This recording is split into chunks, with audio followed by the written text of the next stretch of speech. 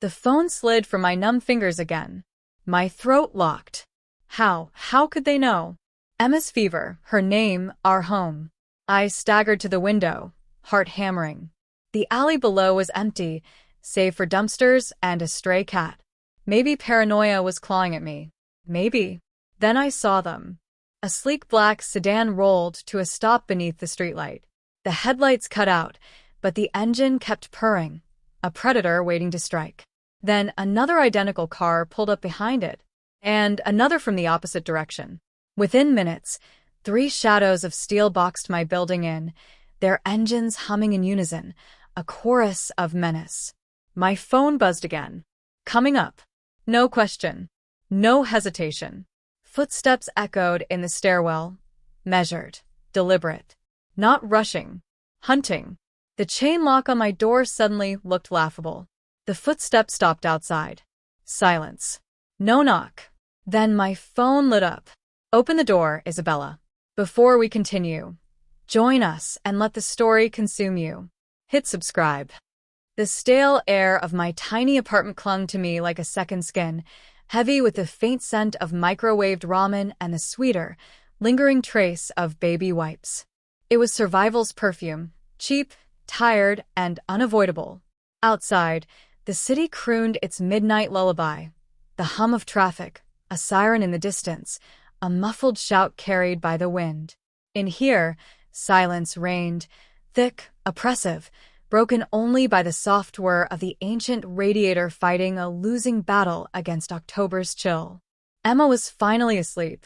My 2-year-old, my entire world, her small chest rising and falling in the steady rhythm of innocent dreams.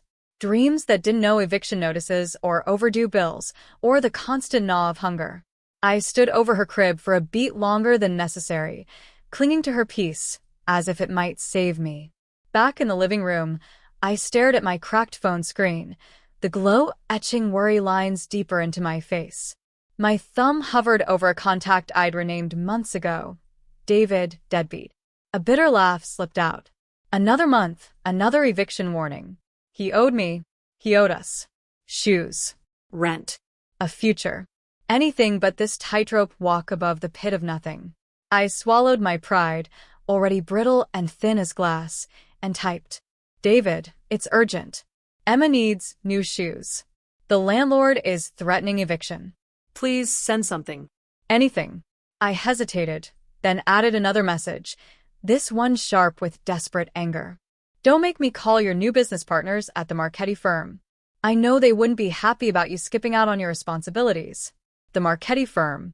A name he'd once boasted about, drunk and loose-lipped. Mafia whispers dressed as business. He probably didn't even remember telling me. But I remembered. And now, I'd used it like a knife in the dark. The lamp above me flickered, throwing jagged shadows across the peeling wallpaper. I pressed my palms to my temples, the metallic taste of anxiety coating my tongue. Then my phone buzzed. Finally, I thought, David. But no. The screen showed an unfamiliar number. Who is this? My pulse stumbled. Wrong number. My exhaustion had betrayed me. I typed back quickly. So sorry. Wrong person. Please ignore. The reply came instantly. What Marchetti business? The words turned my blood to ice. I should have dropped the phone. Should have run. But desperation makes fools of us all. My ex works for them. My mistake, I typed. Another reply. Your name. Now. It wasn't a question. It was a demand. My fingers trembled. Look, this is just a mix-up. Sorry for the bother. 3 dots blinked. Vanished. Blinked again. Then came one word. Address. No question mark. A command. The phone slipped from my slick hands, landing with a dull thud on the rug. My body was ice, but my mind was fire racing, panicked. Whoever this was, they weren't guessing. They were hunting. I crept into Emma's room, needing the sight of her to ground me. She slept soundly, lips parted, a faint smile playing across her fever-flushed cheeks. The Winnie the Pooh nightlight bathed her in soft gold, like she belonged to a world untouched by darkness. I brushed a curl from her forehead, whispering a prayer she'd never hear. When I returned, my phone was still buzzing. Reluctantly, I picked it up. I already know who you are, Isabella Rossi. My full name. Another message. 12B, Elm Street. Apartment 3. My address. And then, your daughter is asleep. Fever broken. The phone slid from my numb fingers again. My throat locked. How could they know? Emma's fever, her name, our home. I staggered to the window, heart hammering. The alley below was empty, save for dumpsters and a stray cat. Maybe paranoia was clawing at me. Maybe. Then I saw them. A sleek black sedan rolled to a stop beneath the streetlight. The headlights cut out, but the engine kept purring. A predator waiting to strike. Then another identical car pulled up behind it. And another from the opposite direction. Within minutes, 3 shadows of steel boxed my building in, their engines humming in unison, a chorus of menace. My phone buzzed again. Coming up. No question. No hesitation. Footsteps echoed in the stairwell. Measured. Deliberate. Not rushing. Hunting. The chain lock on my door suddenly looked laughable. The footsteps stopped outside. Silence. No knock. Then my phone lit up. Open the door, Isabella. I backed away, clutching the phone to my chest. Should I run to Emma, scoop her up, hide? Where? No escape. A knock came. Soft. Controlled.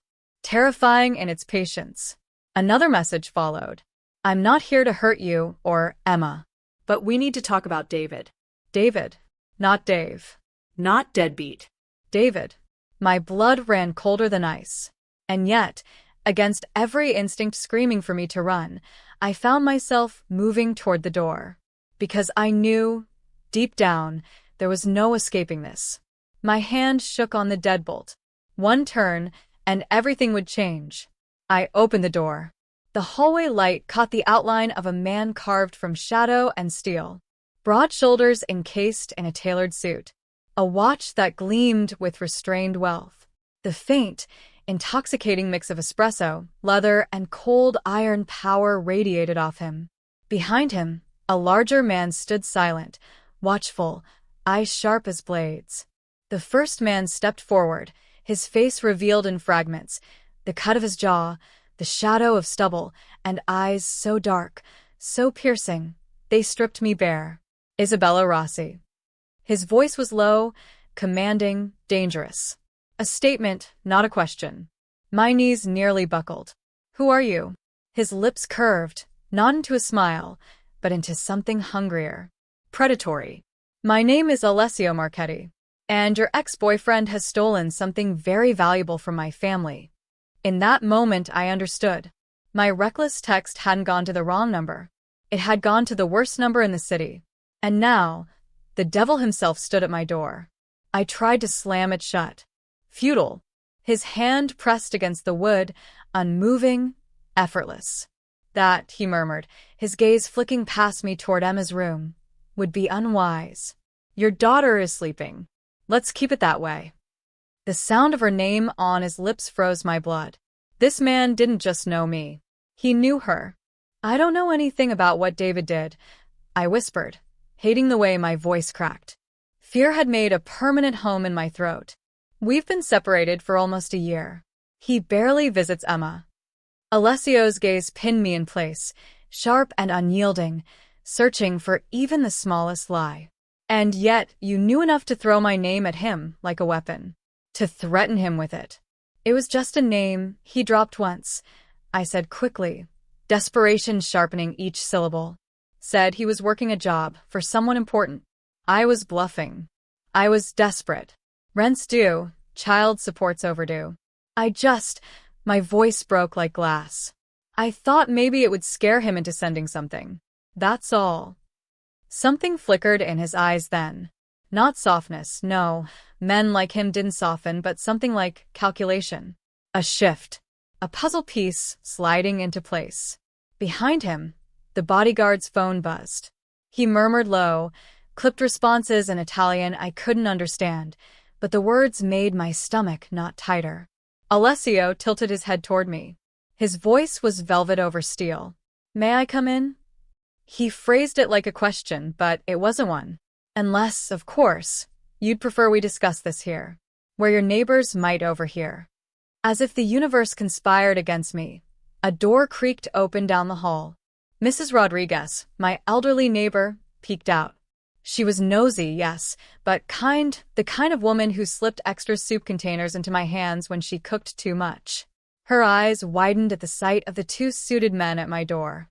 "Everything all right, Isabella?" she called, her voice carrying both concern and trembling courage.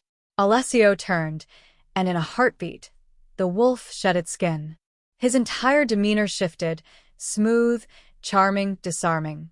He flashed her a smile that could have fooled God himself. "Just bringing Isabella some paperwork from the office. Sorry to disturb you. So late, ma'am." Mrs. Rodriguez hesitated, her gaze darting between his wolfish smile and my pale face. I forced myself to smile, to make her believe. "It's fine, Mrs. R. Thank you." She lingered 1 second longer before retreating. The click of her lock echoed like a gunshot in the hallway. "Office paperwork," I said flatly when the door shut again. "That's what you call this?" He turned back to me, the predator returning to his skin. "Seemed better than your ex stole from me, and now I've come to collect, don't you think?" His tone was low, dangerous in its casualness. Then, softer, almost coaxing. "Now may I come in? I promise you and Emma will be safer if you cooperate." The threat was silk-wrapped but sharp all the same. I stepped back, my legs trembling, and allowed him inside. The moment he crossed the threshold, the air shifted. My shabby apartment seemed to shrink around him, the walls bending to make space for his presence. The bodyguard remained outside, positioning himself firmly at the door. Alessio caught my glance. "Marco will ensure we're not disturbed." His words carried an unspoken truth. No one in or out without his say-so. His eyes swept over my living room, the cracked coffee table, the sagging couch, the laundry basket in the corner, Emma's toys scattered across the rug. His expression revealed nothing, but the silence made me squirm. I crossed my arms over my chest, feigning control I didn't feel. "Tell me what David took, and why you think I'd know anything about it." Alessio unbuttoned his suit jacket with deliberate ease. The movement was casual, but it screamed of the gun I was certain rested beneath. His dark eyes found mine unflinching. "David Miller didn't just take money from me, Isabella. He took information. Information that could get people killed, including, potentially, his own daughter." A cold wave swept over me. My voice wavered, but I forced the words out. "My daughter has nothing to do with this." I moved instinctively, stepping between Alessio and the hallway where Emma slept. It was a futile gesture, I knew it. Against his men, his resources, his power, I was paper against fire. But I couldn't stop myself. Alessio's posture didn't change, but his voice did, calm, deliberate, terrifyingly certain. "I'm afraid that's where you're wrong. The moment David betrayed me, he dragged everyone tied to him into the fire. That includes you. That includes her." He gestured toward the couch. "Sit, Isabella. This will be easier if we're both comfortable." Comfortable. The word was absurd in this room, with him. But my knees wobbled beneath me, so I obeyed, perching on the couch like prey ready to bolt. Alessio didn't sit. Instead, he drifted to the blinds, parting them slightly to survey the street below. His men still waited in their cars, silent sentinels in the night. "David worked for me for 2 years, he said, his back to me." His tone was factual, almost detached. "Running numbers. Deliveries. Nothing that mattered. He wasn't important enough to know much about my world." He turned then, and those dark eyes locked on mine. "Until 3 weeks ago, when he was trusted with a package containing sensitive information." I swallowed. The pieces clicked. "And he stole it." "Not just stole it," Alessio said, his jaw tightening. "He copied it. Started shopping it around to my competitors." My stomach dropped. Information. Information that could dismantle everything I've built. That could get my people arrested. Or killed. I pressed my fingertips to my temples, exhaustion pressing heavier than ever. That sounds exactly like him. Always chasing the shortcut. Always gambling with other people's lives. My voice cracked. But I haven't seen him. I haven't heard from him, except for text messages asking for more time. I don't know what he's doing with it. I'm not part of it. Alessio's strides carried him across the room in an instant. He plucked a framed photo from my shelf, a picture of me and Emma at the park, her face smeared with ice cream, our laughter frozen in time. His fingers traced the edge with a startling gentleness. "You have a beautiful daughter," he said softly. His eyes lingered too long on Emma's face. "She has your smile." A shiver ran through me. "Please don't." "I'm not threatening her," he said, his voice measured. "I'm telling you why you're already in the middle of this, whether you chose it or not. David has painted a target on your backs." My throat tightened. "What do you mean?" "The information he stole doesn't just compromise me. It compromises people who make me look like a saint by comparison." He lowered himself into the armchair across from me, elbows resting on his knees. "3 organizations, at least, are hunting him, and anyone who might lead them to him." My mouth was dry. "I told you I don't know where he is. I believe you." His response shocked me with its quiet certainty. Then he added, "But they won't. And they won't be polite about asking." A laugh ripped from my throat, half hysteria, half despair. "This is polite?" Surrounding my building with black cars, storming into my home, threatening my daughter. "If I wanted to threaten you, Isabella," he said evenly, "you wouldn't be sitting here. You'd already know it." He leaned back slightly. "Those cars aren't intimidation. They're a perimeter. A shield." His eyes hardened. "And as for your phone, I didn't touch it. Your ex-boyfriend handed me your number months ago. Listed you as his emergency contact." My heart stuttered. "That's impossible. He wouldn't. He needed a family contact when he started. He said you were still close." Alessio's mouth curled with something between amusement and contempt. Clearly, that was another lie. The room tilted around me. David had tied me to the Mafia without me even knowing. "As for your daughter's illness," Alessio's gaze sharpened. "You've been filling prescriptions at West End Pharmacy, a building I own." I hugged myself tight, the walls closing in. "So, what is it you want from me? If you believe I don't know where he is, what can I possibly give you?" "I want to find him before my competitors do." His answer was smooth. Sharp. "And you're going to help me." A bitter laugh escaped. How? "I can't even get him to answer a text." "Because you have something he wants."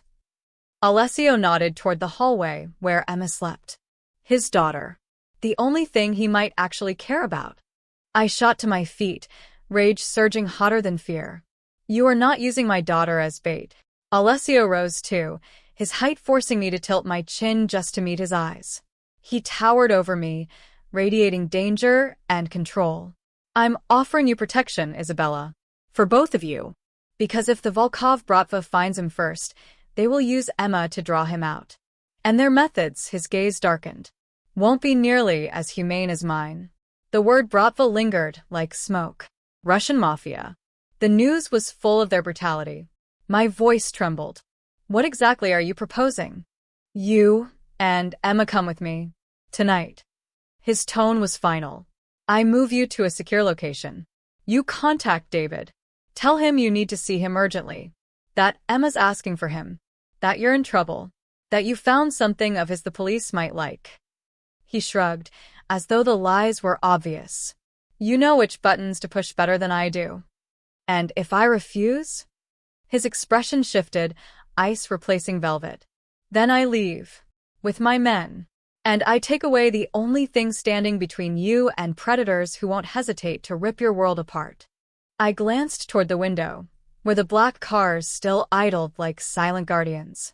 They no longer looked like threats. They looked like the only barrier between me and hell. "I need to think," I whispered. "You have 5 minutes." He checked his watch, every move controlled, deliberate. "Pack whatever you and Emma need for a few days. Nothing more." As if on cue, a soft cry broke the silence. "Mommy." Emma's voice, small and raspy, cut through me. Alessio's eyes met mine. "Go to her. But remember, this isn't about David anymore. This is about her. I stumbled down the hallway, my heart in my throat. Emma sat up in bed, clutching her favorite stuffed penguin. Her forehead glistened with sweat. "Hey, sweetheart." I sat on the edge of her bed, brushing curls from her face with shaking fingers. "How are you feeling?" "My throat hurts." Her voice was a tiny rasp. "Who's talking out there?" "Just a friend of Mommy's," I lied, forcing a smile. "We need to go on a little trip, okay? Just for a few days." Her eyes widened. "Like a vacation?" "Something like that." I opened Emma's dresser with trembling hands, tugging out clothes and trying to fold them into neat piles, though my fingers shook too much for order. "We need to pack quickly." Her wide eyes followed my every movement. "Is Daddy coming?" The hope in her tiny voice cut me deeper than any blade could. Despite the disappointment, the lies, the abandonment, she still loved him, still longed for him. "Maybe," I said, my throat tightening. I couldn't bear to crush her hope, not now. "We'll see." I helped her wriggle into jeans and a soft sweater, her small arms clinging to me as if she could sense the storm circling us.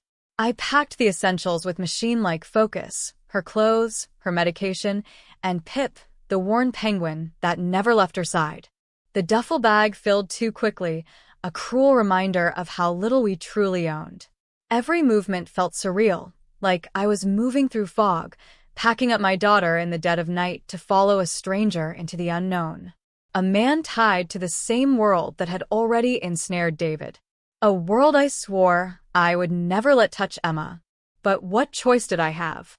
When we emerged, Alessio was on the phone, speaking in hushed Italian, his voice a low growl of command. He ended the call the moment his eyes landed on us. And for a fleeting instant, so fast I almost doubted it, I saw something shift in his expression when he looked at Emma.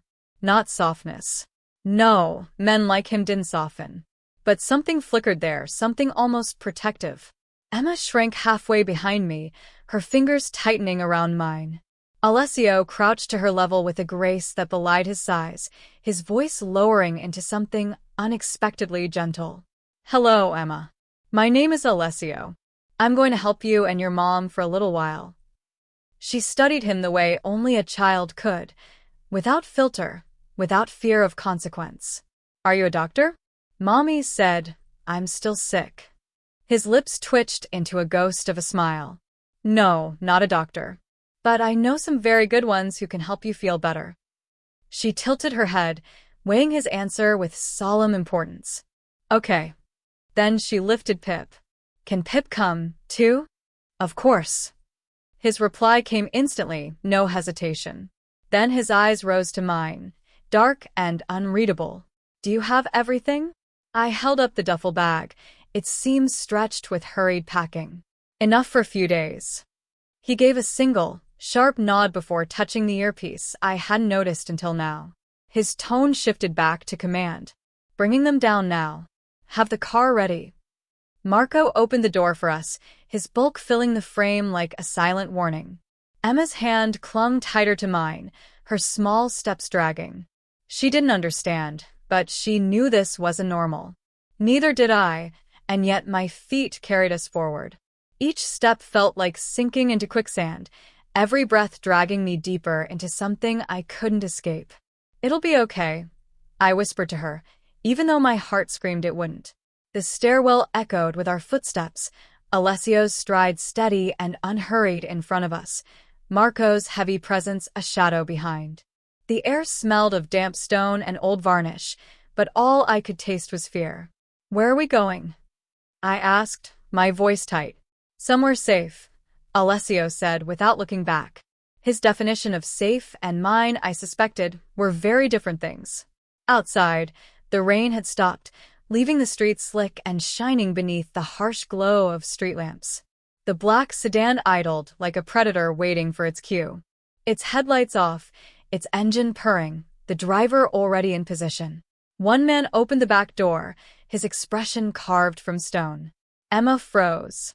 "Mommy, I'm scared." Her voice was so small it nearly broke me. I crouched to her level, forcing a smile I didn't feel. It's just a fancy car, baby. Like in the movies. We're going on an adventure, remember? Her little chin trembled, but she nodded bravely. I lifted her into the SUV and slid in after her, tucking her against me. The interior was a cocoon of leather and shadows, polished luxury humming with quiet power. The door shut with a deep, final thunk, a sound that made my stomach twist. Alessio slid in beside us, filling the space with his presence. "Take us home, Enzo," he ordered. The driver nodded once, and the convoy came alive. One SUV led, another trailed, while others peeled into the night, scattering like wolves guarding their pack. "Home?" I asked, the word foreign in my mouth. "My residence," he clarified. "The most secure property I own. You'll be safe there until we locate David." Emma had already begun to doze, her small body slumping against me, the rhythm of the road lulling her despite her fever. I envied her escape. "This is kidnapping," I murmured, careful not to wake her. His eyes caught mine in the dim glow. For a heartbeat, the car felt too small, too dangerous.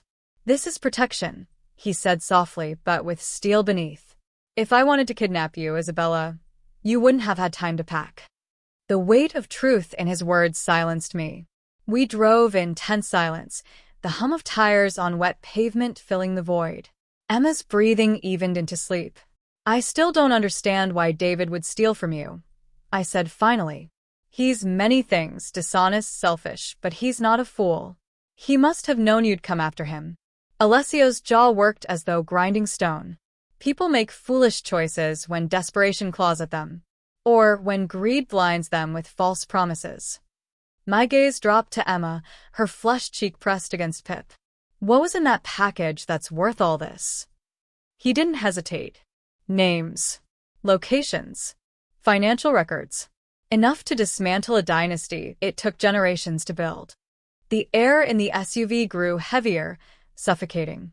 "And you think he'll just hand it over if I ask?" My words were bitter, sharp. "No," his dark gaze locked on mine, unyielding. "I think he'll come running when he realizes I have you and his daughter. And then he'll have no choice." His calm certainty chilled me more than any threat. "You're using us as bait after all." He leaned closer, voice low, each word deliberate. "I prefer to think of it as leveraging available resources." "But yes." "If that's the word you want." I turned toward the tinted window, the city lights smearing into streaks of gold and red. The streets grew wider, cleaner, the houses larger, their gates taller.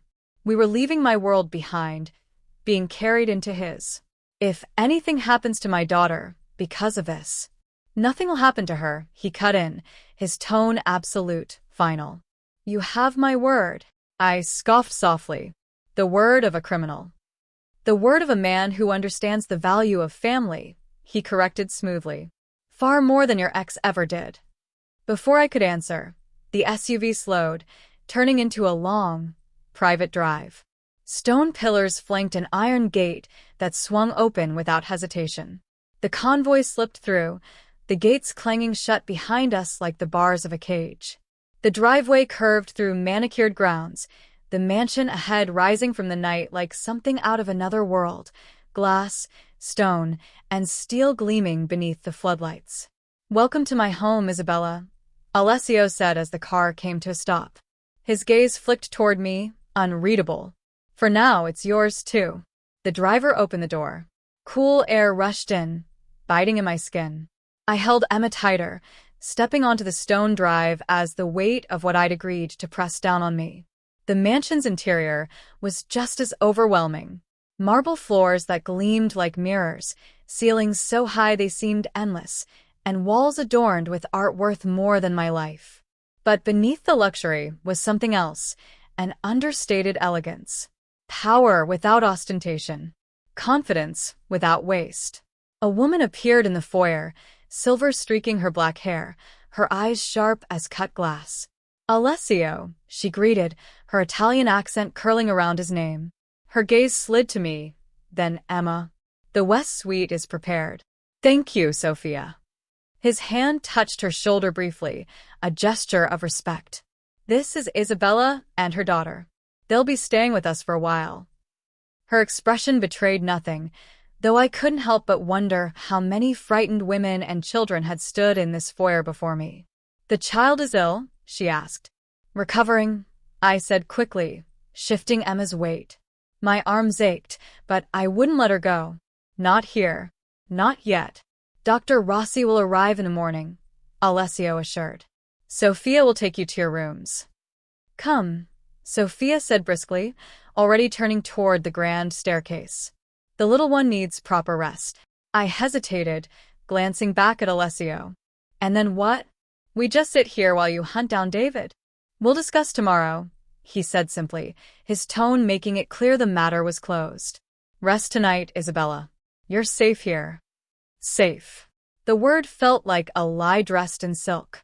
But exhaustion clawed at me, dragging me forward. Sophia led us up the stairs, down a long hallway lined with priceless art, and into a suite larger than my entire apartment.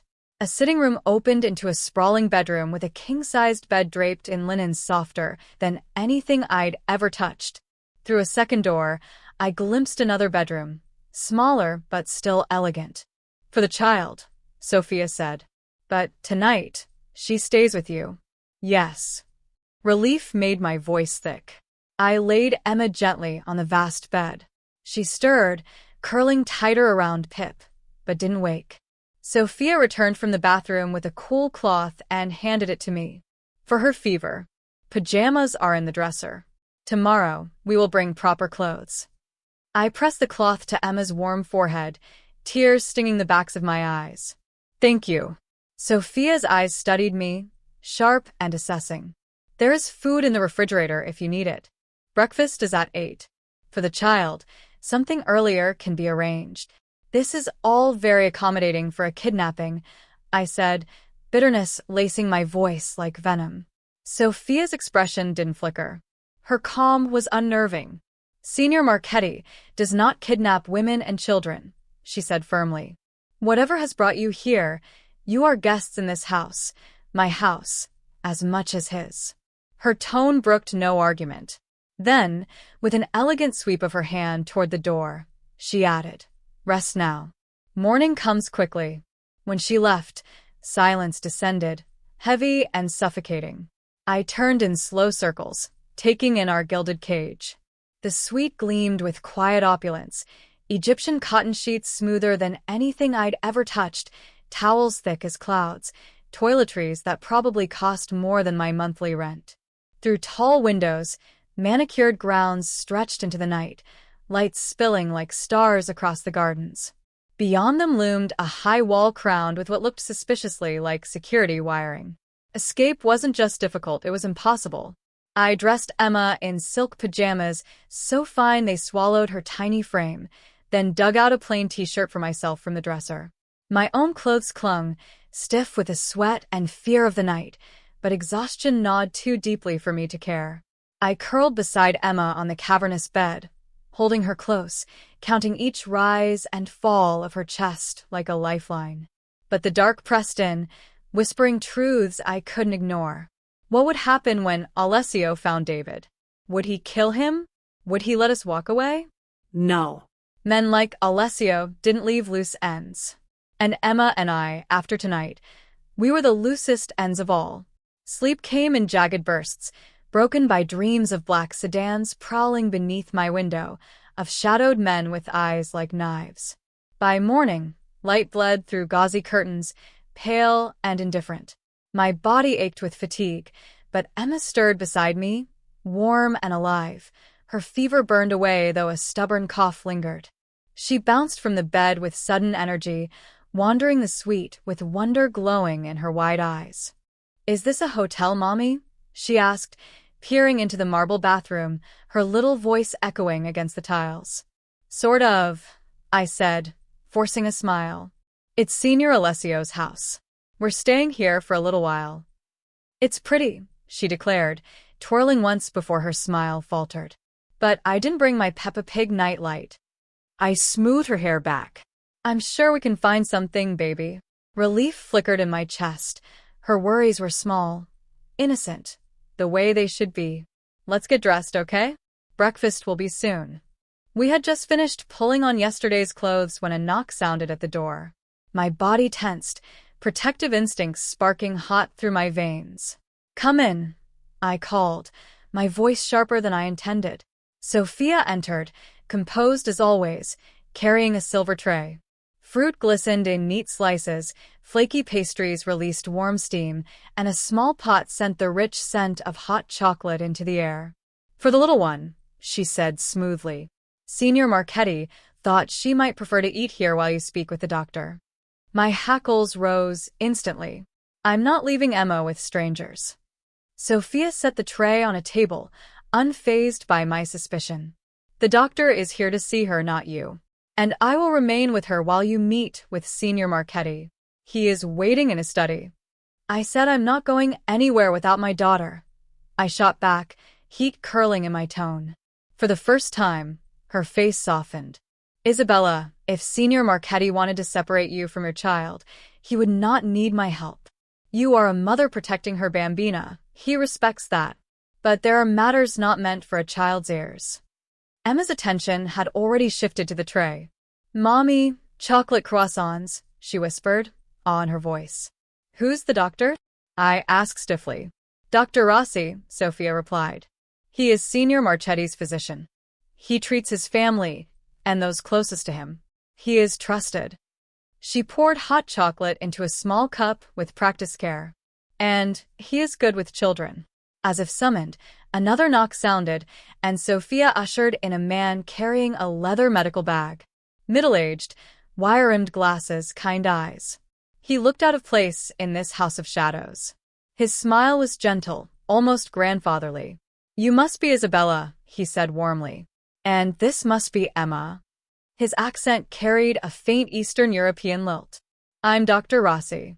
I hear you've had quite the fever, young lady. Emma hugged Pip and nodded solemnly. My throat hurts, too. Well, let's take a look, shall we? He glanced at me. With your permission, of course. I hesitated, torn in two, between protecting Emma and uncovering whatever Alessio had learned overnight. Sophia's voice slipped into the space, quiet but insistent. It concerns your ex-husband. My stomach plummeted. Had they found David already? 15 minutes, I said tightly. Then I'm coming back. No matter what Alessio wants. Dr. Rossi had already knelt by Emma, coaxing her into conversation about Pip with disarming ease. I pressed a kiss to her hair. I'll be right back, baby. Dr. Rossi will check your throat, and Sophia will stay with you. Can I have hot chocolate? She asked, her eyes shining. Of course. My voice wavered into a smile. Be good for me, okay? Following Sophia down the corridor, I forced myself to memorize each turn, each hallway, every exit I passed. Old habits, born from crime dramas, I never thought would prove useful. But in this house, survival meant paying attention. The study smelled of leather and old books, a cathedral of power. Dark wood gleamed, shelves stretched high, and a fire smoldered low in the hearth. Alessio stood near the window, sunlight gilding his profile, phone pressed to his ear as he spoke in rapid Italian. Dressed down now, dark jeans, a charcoal sweater, he was less formal, but no less dangerous. He ended the call as I entered, slipping the phone away. His eyes tracked me with unnerving calm. Isabella, I trust you slept well. As well as anyone does after being forcibly relocated in the middle of the night, I said, arms crossing tight over my chest. Sophia said you have news about David. Please sit. He gestured to the leather armchairs. I told Sophia 15 minutes. My voice sharpened. Whatever you have to say it now. Something flickered in his eyes. Respect, perhaps, or amusement. Very well. He moved behind the desk, opened a folder, and slid several photographs across the polished wood. My men located David's apartment early this morning. He wasn't there, but he left in a hurry within the last 24 hours. My pulse thundered as I leaned forward. The photos stopped me cold. Emma at the park, outside preschool in our courtyard. Me with her. Sometimes just her. Images taken from shadows, from angles meant to be unseen. What is this? I whispered, ice spreading through my veins. David has been watching you. Or paying someone to. Alessio's voice was a low growl of fury. These were pinned to his wall. And these. He laid down more photos, middle-aged men, sharp suits, guarded expressions. Viktor Volkov. Nikolai Rostov. High-ranking Russian bratva. The same men who would kill for what David stole. My knees buckled, and I collapsed into the chair. Why would he have photos of Emma? Of them? Because he's planning something. Alessio leaned against the edge of the desk, far too close. Something that involves your daughter as leverage. Or worse, as a distraction. That's insane. My voice cracked. David is selfish, yes, irresponsible. But he wouldn't endanger Emma. He wouldn't. Alessio's gaze was sharp enough to cut. The man who abandoned his sick child? Who left you drowning in debt? Who dragged your name into my world? His words stripped away my denial, leaving nothing but raw, awful possibility. There's more. He lifted a small pink backpack, Emma's, the one with unicorns she'd outgrown last year. My fingers trembled as I unzipped it. Inside, her passport, a change of clothes, her favorite book, an envelope fat with cash. My vision blurred. He was planning to take her, I whispered. He was going to kidnap our daughter. It appears so. Alessio's tone was quiet, almost pitying. I believe he meant to use what he stole to buy passage out of the country, and he thought bringing Emma would shield him from me. Hot tears burned my eyes. The man I had begged to be a father, to love his daughter, had been watching us like prey, planning to steal her away. How do I know this isn't a setup? I choked out. How do I know you didn't plant this to manipulate me? Alessio spread his hands in calm finality. To what end? I could have forced your cooperation last night. I don't need games. His logic gutted me. What happens now? My voice was raw, barely more than a whisper. Now we move forward, he said. His chair creaked as he sat, steepling his fingers. You'll contact David. Tell him you found Emma's passport missing. Tell him you know his plan. If he wants to see his daughter again, he'll meet you. And you'll be waiting to grab him. Yes. But there's a complication. His eyes darkened. If David was watching your apartment, he may already know you're gone. And if he's desperate enough, he tapped the photo of Volkov. He might go to them. You think he'd sell you out to the Russians? I think a man who'd use his child as a shield is capable of anything. The words sank like lead. Upstairs, Emma laughed faintly, the sound of her voice carrying in my memory like an echo of innocence. I want guarantees, I said suddenly, fierce heat in my tone. If I help you, Emma and I walk away safe. New names if we need them. Money to start over. Somewhere David will never find us. Alessio leaned forward, studying me with unsettling intensity. You're negotiating with me now. I'm a mother protecting her child, I countered, hurling Sophia's words back at him like a weapon. Isn't that what you said you respected? A faint smile tugged at the corner of Alessio's mouth, the kind that made it impossible to tell if he admired me or was simply amused. Indeed. He considered me for a beat longer than was comfortable, then inclined his head. Help me recover what was stolen, and I'll ensure you and Emma disappear so thoroughly that neither David nor anyone else will ever find you, unless you wish to be found. I'll need that in writing.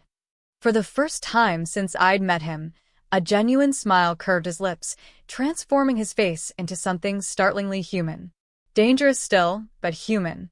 A contract with a criminal, he mused. I'm not sure that would hold up in court, Isabella. Maybe not. I shot back, refusing to flinch beneath his gaze. But it would show good faith. Very well. Without hesitation, he opened a drawer and pulled out a sheet of thick cream paper. His pen moved swiftly, his handwriting an elegant script that looked as though it belonged to another century.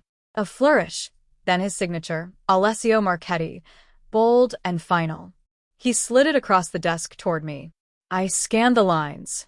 Simple, almost stark, a promise to provide new identities and financial support in exchange for my cooperation. Worthless in a courtroom, yes, but somehow I knew this man's word, once signed, was unbreakable. A signature was more binding to him than law. I folded the paper and slipped it into my pocket, my pulse racing. I'll need a phone. Use mine. He extended his sleek smartphone, black glass gleaming under the desk lamp. It cannot be traced to you. Our fingers brushed as I took it. A spark jolted through me, sharp and unexpected. Not fear, something far more dangerous. I shoved the thought aside, dialing David's number from memory. It rang once. Twice. Then, shockingly, he answered. Who is this? His voice was sharp, tense, as though he were already cornered. It's me.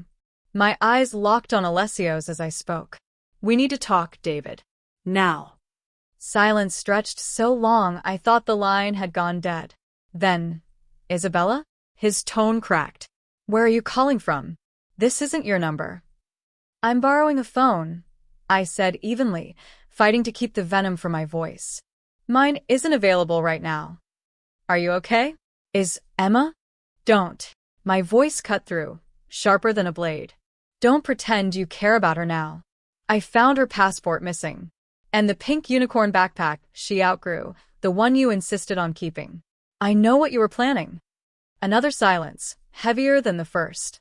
Alessio leaned back in his chair, face unreadable, though the air around him vibrated with restrained intensity. It's not what you think, David said finally, slipping into the wheedling tone I knew too well. The liar's tone. I was just preparing in case. In case what? My grip on the phone tightened until my knuckles ached. In case you needed to kidnap our daughter? Or use her as a shield against the men you stole from. His sharp intake of breath confirmed everything. Who have you been talking to? It doesn't matter. My voice shook, but I pressed on. What matters is that I know. About the photos in your apartment. About Emma being watched. Did you take them yourself, David? Or did you pay someone to stalk your own daughter? Isabella, listen to me, he whispered, urgency creeping in. You don't understand. These people, they're dangerous. Which people? I snapped. The Marchettis? Or the Russians you're trying to sell to? Across the desk, Alessio's dark eyes narrowed at the mention of his name. How do you? David stopped himself abruptly. Where are you right now? Tell me exactly where you and Emma are. Somewhere safe. The irony stung even as I said it. Safer than we were with you watching us. You don't know who you're dealing with, David hissed. Whatever you think, I know exactly who I'm dealing with, I spat. And right now, you're the one I trust least. Alessio extended a hand, silently asking for the phone. I hesitated, then shook my head. This was my fight. My words. I want to see Emma, David demanded suddenly, his voice raw. I need to make sure she's okay. Why? My voice cracked, fury bubbling through. So, you can finish what you started? So, you can take her from me? No, Isabella, please. It's complicated. I made a mistake. But everything I've done was to protect you both. The desperation in his voice almost pierced me. Almost. Prove it, I snapped. If you want to protect us, then meet me. Bring what you stole. Face me. Alessio gave a subtle nod of approval, his gaze sharp on me. I can't, David whispered. It's too dangerous. They're watching me. They're probably watching you. Fine, I said coldly. Then I'll go to the police. I'll tell them about the photos, the passport, the cash. About your Russian friends. About what's in that package. You don't have it, he said quickly, panic crackling through the line. Am I? I pressed. You left copies in your apartment, David. Not very smart. His breathing changed, ragged and uneven. I'd struck a nerve. Don't go to the police, he pleaded.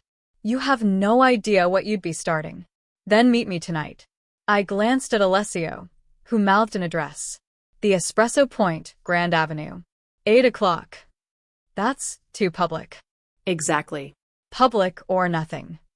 The silence stretched again, filled with the sound of his shallow breaths. Finally, fine. 8 o'clock. But just you. No Emma. Of course not. Unlike you, I don't endanger her.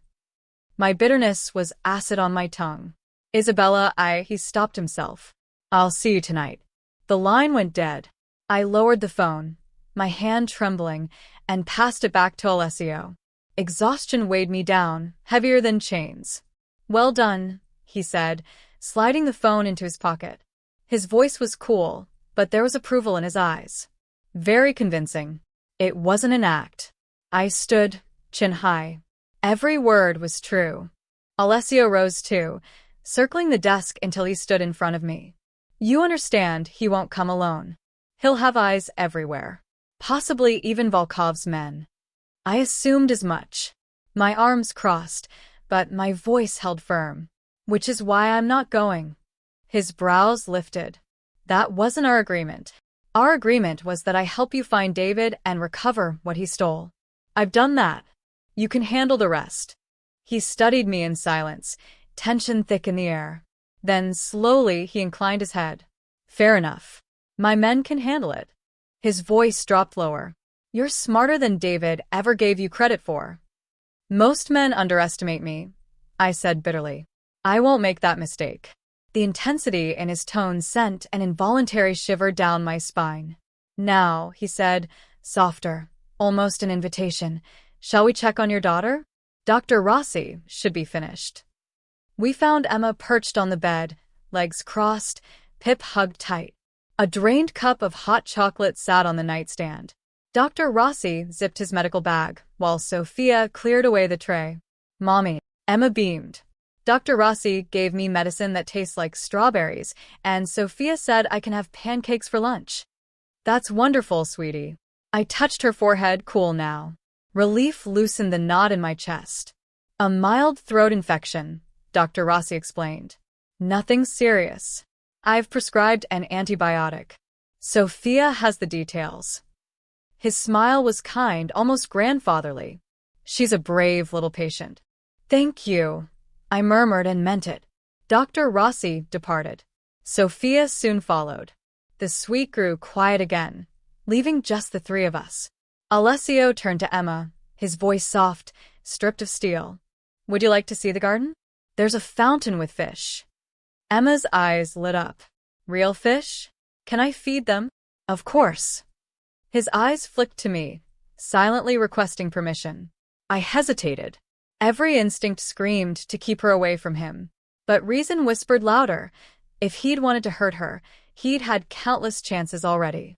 And after last night's revelations about David, I was beginning to realize the true danger might not be the man standing before me, but the one who shared Emma's blood. Okay, I conceded at last, though my voice was taut with caution. But I'm coming, too. The gardens unfolded like a dream, breathtaking in daylight, meticulously groomed hedges, marble pathways, and bursts of color from carefully tended flowers. But my eyes kept straying to the high security wall that loomed at the edges, topped with cruel metal gleaming in the sun. A gilded prison was still a prison. Emma, blissfully unaware, ran ahead with infectious joy. She squealed when she reached the fountain, a towering stone masterpiece with water cascading down tiered basins into a wide pool. Fat orange and white koi drifted beneath the surface, their scales flashing like liquid gold. Sophia appeared as if conjured, pressing a small container into Emma's hands and showing her how to scatter the food across the rippling water. My daughter's laughter rang out, pure, untainted, and for a fleeting moment the tight coil in my chest loosened. Despite the shadows closing in on us, she was happy. She was safe. She's resilient, Alessio said quietly, stepping up beside me. His gaze remained fixed on Emma, though the weight of his presence pressed against my skin. Like her mother.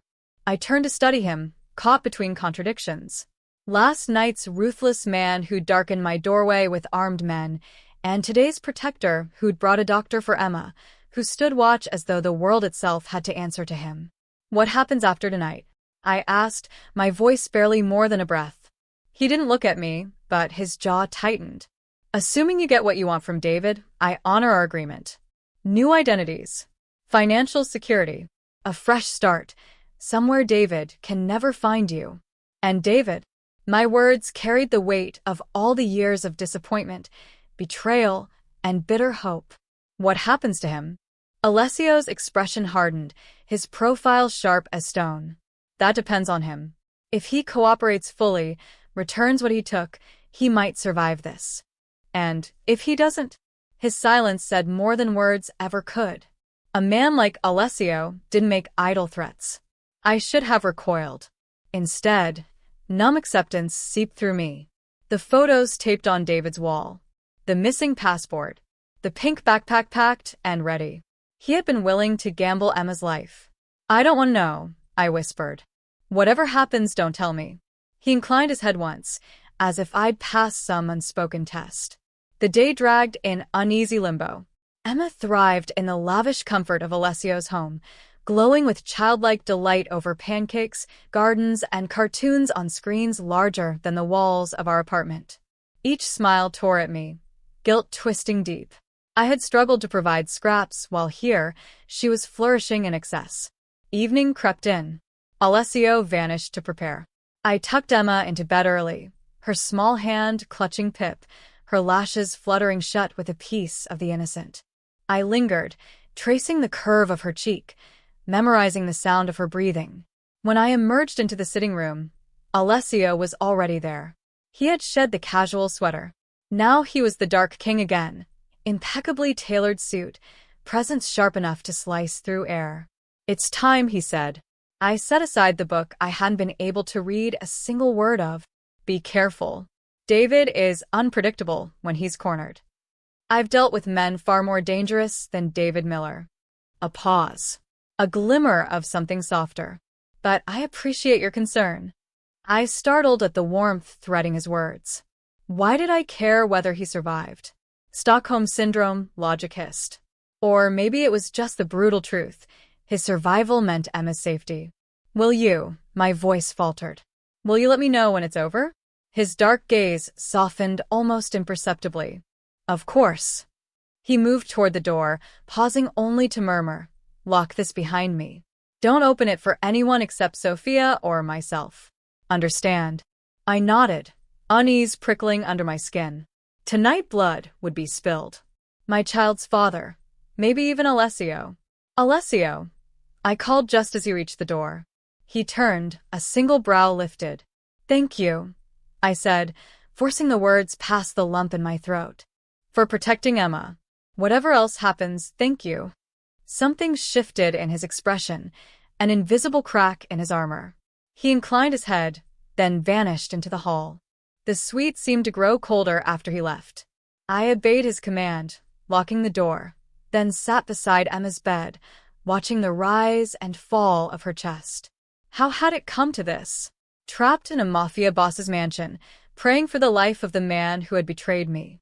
A wrong number had twisted fate itself, binding me to Alessio Marchetti's orbit. Hours bled together. My head jerked each time sleep tried to claim me. Then, after midnight, a knock. Soft, deliberate.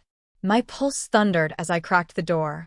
Alessio stood there, his suit jacket gone, his white shirt marred by a dark stain I refused to acknowledge. It's done, he said, his voice steady. David. The question scraped from my throat. Alive. For now. His tone was unreadable. He has been persuaded to cooperate. Relief hit me like a wave, confusing in its intensity. David deserved my fury, yet he was Emma's father. Once he had been my everything. The package was recovered, along with all copies. Alessio tugged at his tie, loosening it, a strangely intimate gesture from a man who exuded absolute control. You and Emma are safe now. From him. From Volkov. From all of it. So, what happens now? He met my gaze, his eyes bottomless. Now we honor our agreement. By this time tomorrow, Isabella and Emma Rossi will no longer exist. I nodded, though my heart thudded like a drum. And after that, we just disappear? That would be safest, he agreed. Then his voice lowered, velvet-edged with steel. Unless you'd prefer an alternative arrangement. My breath caught. An alternative? Stay. The word filled the air, heavy with meaning. Not as a prisoner. Not as a guest. As something else. I stared at him, the world narrowing to the space between us. Why would you want that? His eyes burned into me. Because in 24 hours, you've shown more courage, more loyalty than men I've trusted for years. Because I protect what's mine. And I find I am not ready to let you go.